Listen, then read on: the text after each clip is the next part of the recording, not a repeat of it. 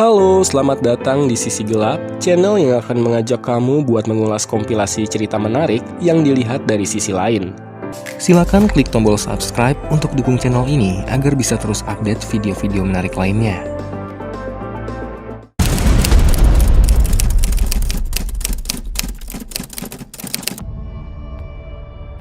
Teman-teman sekalian, kudeta adalah upaya merobohkan kekuasaan yang sedang berkuasa yang dilakukan oleh pihak lain sebagai oposisi atau lawan. Sebagian besar kudeta dilakukan di negara berkembang secara ekonomi, sebab para pelaku kudeta memanfaatkan momen ekonomi yang tengah runtuh untuk mendapat dukungan dari rakyat. Karena saat ekonomi runtuh, rakyat merasa tidak puas atas kepemimpinan yang ada. Kudeta juga bisa dilakukan dengan memanfaatkan suasana perang yang tengah terjadi. Saat negara kalah perang dengan negara lain dan menyebabkan kemunduran di bidang ekonomi serta militer, saat itulah para pelaku kudeta akan merebut kekuasaan. Di saat kalah perang ini, rakyat pun cenderung mendukung para kudeta sebab suasana kalah perang dan ekonomi yang dialami membuat rakyat muak atas kepemimpinan yang tengah berkuasa. Terakhir, kudeta dapat pula terjadi saat perang saudara, di mana saat negara terpecah menjadi dua, pihak kudeta akan memburu pemimpin yang sah. Setelah ditemukan, pemimpin yang sah itu akan dibunuh, dan pihak pemberontak akan memproklamirkan diri sebagai penguasa yang sah. Saat dikalahkan, bagi pihak yang dikudeta biasanya hanya ada 3 pilihan: dipenjara, kabur ke luar negeri, atau dieksekusi. Namun, karena dendam politik, eksekusi jadi pilihan yang lebih sering dilakukan hingga akhirnya terjadi balas dendam besar-besaran dari pihak oposisi. Dan inilah nasib tragis pemimpin dunia yang dikudeta.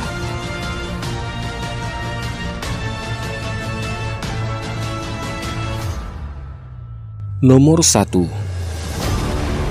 Di Kanibal. Presiden Samuel Kidu adalah presiden yang berkuasa dari tahun 1980 hingga tahun 1990 saat Liberia bebas dari penjajahan Amerika Serikat. Presiden Samuel Kidu berasal dari etnis Kran, yaitu suku termiskin di Liberia. Dia dilatih oleh pasukan Baret Hijau Amerika Serikat sehingga punya jabatan penting di kesatuannya sebagai sersan. Sebelumnya, presiden di Liberia adalah Presiden William R. Tolbert.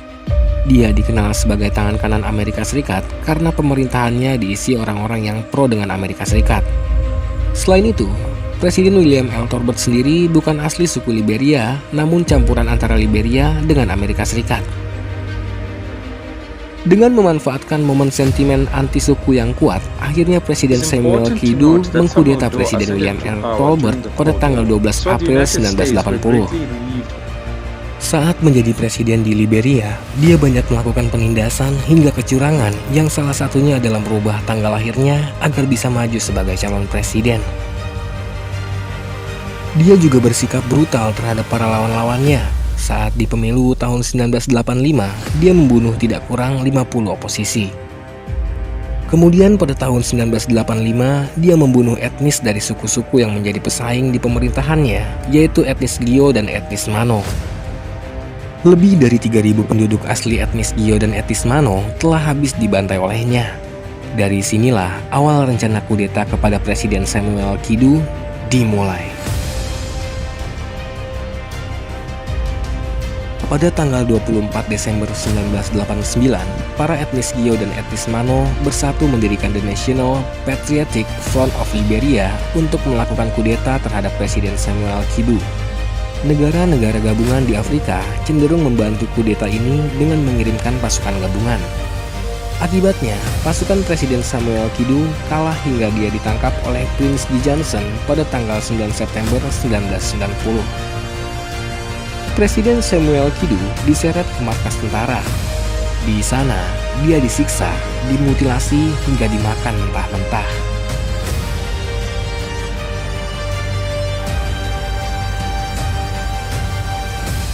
Nomor 2. Digantung terbalik. Pada Perang Dunia II, pihak Italia yang dipimpin Benito Mussolini bersikap pro terhadap Jerman. Sehingga tidak heran jika Italia berani menyerang Ethiopia dan Abyssinia karena dukungan Jerman.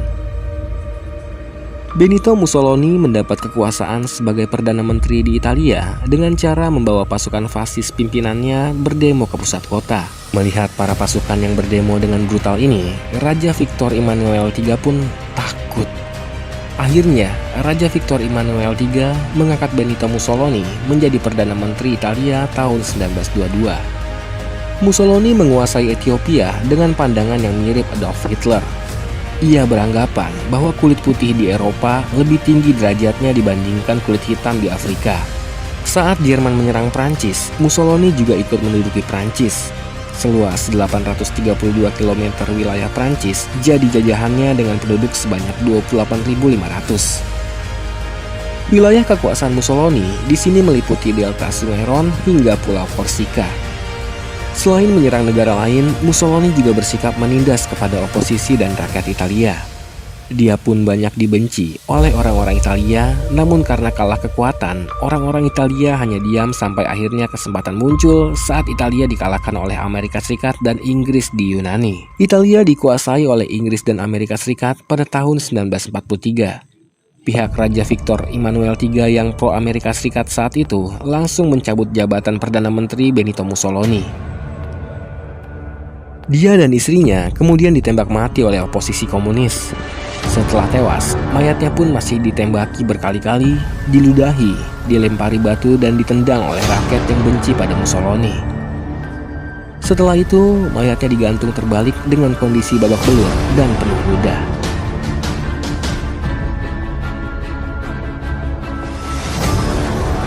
Nomor 3. Disodomi dengan bayonet. Muammar Gaddafi adalah presiden di Libya dari tahun 1969 hingga 2011. Pemimpin yang beraliran nasionalisme dan sosialisme Arab ini menjadi presiden setelah mengkudeta Raja Idris di tahun 1969. Pada masa pemerintahannya, dia mengusir orang-orang Italia di Libya, menutup pangkalan militer barat, dan menasionalisasi semua produsen minyak bumi di Libya. Penghasilan dari minyak bumi itu digunakan untuk mensubsidi kebutuhan ekonomi dan pendidikan rakyat sehingga taraf hidup rakyat Libya naik dan setara dengan negara-negara maju di Eropa. Muammar Gaddafi bersikap sangat kritis terhadap pengaruh Amerika Serikat dan Inggris di wilayah Afrika. Dia juga banyak memberi dukungan dana kepada perlawanan Armenia, Afrika Selatan, dan pemberontak Islam Moro sehingga dia dimusuhi oleh Amerika Serikat atas tindakannya yang memberi pendanaan kepada organisasi anti-Amerika Serikat.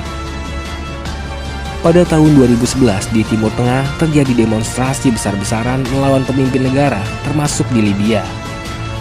Di sana terjadi demonstrasi menentang Muammar Gaddafi. Alasan terjadi demonstrasi ini karena tingginya angka korupsi dan pengangguran di Libya. Namun Muammar Gaddafi menanggapi demonstran dengan kekerasan. Para demonstran kemudian diburu dan dipenjara. Bahkan ada ratusan demonstran yang ditembaki secara membabi buta oleh tentara. Akibatnya para politisi membelot ke demonstran sehingga berubah jadi pemberontakan. Pasukan pemberontak ini didukung oleh Amerika Serikat yang memang anti Muammar Gaddafi. Mereka mendukung pemberontakan dengan memberi persenjataan. Negara Qatar dan Prancis pun turut serta mendukung pemberontakan ini, sehingga posisi Muammar Gaddafi semakin terjepit. Pada 20 Oktober 2011, rombongan Muammar Gaddafi yang hendak keluar dari distrik Sart dibom oleh Amerika Serikat menggunakan drone anti-awak. Hasilnya, sebanyak 14 kendaraan hancur dan 53 orang tewas. Muammar Gaddafi sendiri selamat dan melarikan diri ke sebuah villa terdekat. Namun, ia berhasil ditangkap oleh kaum pemberontak. Saat ditangkap dan hendak dibawa ke mobil truk, salah satu pemberontak memasukkan benda seperti tongkat atau bayonet ke bagian dubur Muammar Gaddafi. Tak lama berselang, Muammar Gaddafi pun tewas saat dinaikkan ke mobil truk. Setelah itu, mayatnya diletakkan di ruang pendingin daging di pasar kota Misrata. Di sana, jasadnya difoto oleh orang-orang yang lewat. Kemudian pada 24 Oktober 2011, mayatnya yang sudah membusuk akhirnya dimakamkan.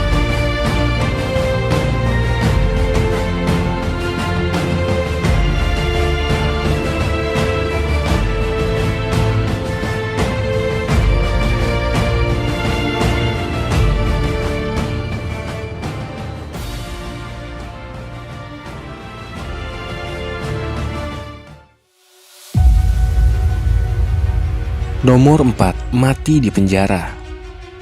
Pada tahun 2011 bersamaan dengan demonstrasi yang menurunkan banyak pimpinan negara di Tunisia dan Libya, di Mesir juga terjadi demonstrasi yang menjatuhkan Presiden Husni Mubarak.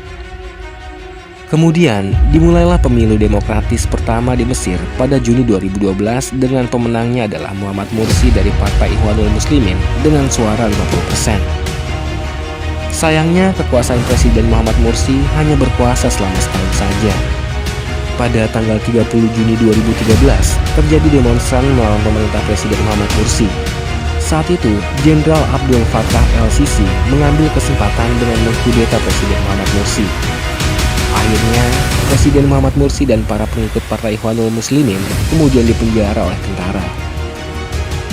Saat di pengadilan, Presiden Muhammad Mursi dituduh dengan tuduhan yang mengada-ngada, yakni spionase terhadap Qatar. Namun, Presiden Muhammad Mursi tetap dipenjara hingga kondisinya makin memburuk karena pemerintah yang mengkudetanya tidak memberi perawatan kesehatan medis yang baik. Akibatnya, Presiden Muhammad Mursi meninggal dunia pada tanggal 17 Juni 2019 karena serangan jantung. Banyak negara mengkritik Jenderal Abdel Fattah el-Sisi karena tindakan kudetanya yang membunuh Presiden Muhammad Mursi secara tidak langsung.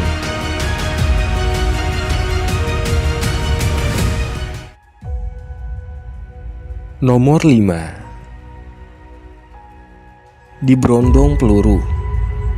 Presiden Nicolae adalah presiden yang berkuasa di Rumania dari tanggal 9 Desember 1967 hingga tanggal 25 Desember 1989. Dia dikenal sebagai pemimpin negara Rumania yang netral sehingga banyak mendapat pinjaman dari banyak negara.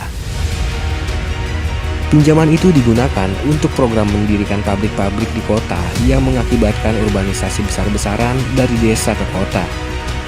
Namun sayangnya, program ini gagal sehingga menimbulkan banyak hutang kepada Rumania. Untuk menutupi hutang itu, pihak Rumania memberlakukan program ekspor hasil pertanian dan industri negara. Hal ini malah mengakibatkan ekonomi Rumania jadi semakin memburuk. Akibatnya tahun 1989 terjadi demonstrasi besar-besaran agar Presiden Nicolae turun tahta. Dalam peristiwa yang terjadi 17 Desember 1989 ini, para tentara pun sampai menembaki demonstran hingga 64.000 orang tewas di tempat. Hal tersebut membuat rakyat marah hingga akhirnya menduduki istana. Di momen itu, Presiden Nicolae melarikan diri menggunakan helikopter. Namun, Presiden Nicolae tertangkap oleh militer yang membelot. Tepat saat Natal 25 Desember 1989, dia diadili secara kilat. Presiden Rumania yang beraliran sosialis itu dituduh memperkaya diri hingga upaya pembunuhan demonstrasi. Akhirnya, dia dihukum dengan hukuman mati.